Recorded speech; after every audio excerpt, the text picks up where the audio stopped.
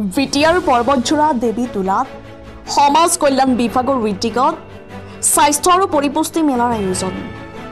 ভিটিয়াৰ কোকৰাঝাৰ জিলাৰ পৰ্বতজোৰা দেৱী তোলাত হাইস্কুলৰ ওচৰত স্বাস্থ্য আৰু পৰিপুষ্টি মেলাৰ আয়োজন অনুষ্ঠিত হয়। আজিৰ এই কাৰ্যসূচীত শিশু আৰু মহিলাৰ স্বাস্থ্যৰ প্ৰতি লক্ষ্য ৰাখি এক বৃহৎ সজাগতামূলক সভাৰ অনুষ্ঠিত হয়। এই ক্ষেত্ৰত স্বাস্থ্য আৰু পৰিপুষ্টি মেলাৰ আয়োজকসকলৰ মন্তব্য আমাৰ হাতত আছে, সেয়া আমি আপোনালোকক শুনাই আছোঁ। বগৰীবাৰীৰ পৰা ফৰজ আলীৰ ৰিপৰ্ট, প্ৰতিদিন লাইভ। দেৱী তোলা প্ৰকল্পত আমি ইয়াত পালন কৰিছোঁ।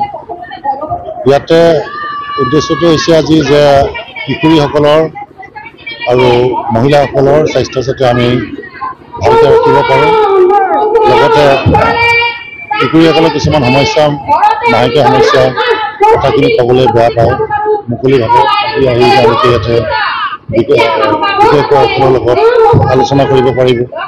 লগতে এবাৰ আমি কিশোৰী সেৱিকা গোট গঠন কৰিছোঁ। এইটো আমাৰ বিভাগৰ প্ৰথম প্ৰচেষ্টা। তেখেতসকলে তেওঁলোকৰ নিজৰ নিজৰ অঞ্চলৰ কিশোৰী তথা মহিলাসকলৰ লগত যোগাযোগ কৰি লাইজন হিচাপে কাম কৰিব। বিভিন্ন বিষয়ত এৱাৰনেছ তেওঁলোকে কৰিব আৰু অঞ্চল বিশেষত যদি কিবা স্থানীয় সমস্যা থাকে, ইছ্যু থাকে, সেইখিনি আমাৰ জিলা বিভাগৰ লগত তেওঁলোকে যোগাযোগটো ৰাখিব। লগতে আমাৰ মহিলাসকলৰ বিভিন্ন আঁচনি যেনেকৈ PMMVY আঁচনি, তেওঁলোকৰ যিটো বেনিফিট পায় তাৰ কাৰণে সজাগতাৰ কাৰণে আমি চেষ্টা কৰিছোঁ।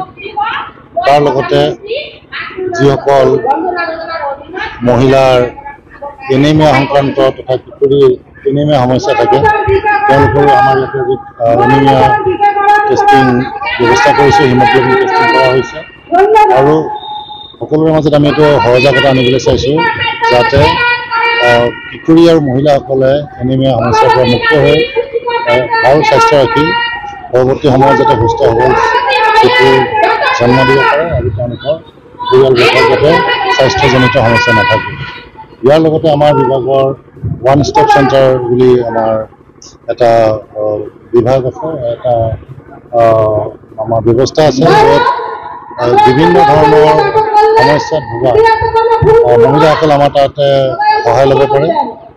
যদি কাৰোবাৰ ডমেষ্টিক ভাইলেঞ্চৰ ইছ্যু থাকে, ঘৰত যোৱাৰ কাৰণে অসুবিধা হয়, তেওঁলোকে তাতে 5 দিনৰ কাৰণে থাকিব পাৰে।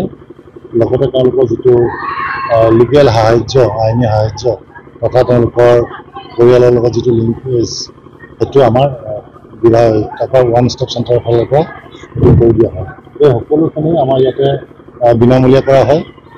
গতিকে আমি এই মেলাৰ যোগেদি আমি ৰেচিপি ডেমনষ্ট্ৰেশ্যন ৰাখিছোঁ, যিখিনি আমাৰ ঘৰুৱাভাৱে উৎপাদিত পুষ্টিকৰ খাদ্য, সেইখিনিৰ বিষয়ে যাতে সকলোৱে অৱগত হয় আৰু এইখিনি গ্ৰহণ কৰি যাতে সকলোৱে সুস্থ আৰু নিৰোগী হৈ থাকিব পাৰে।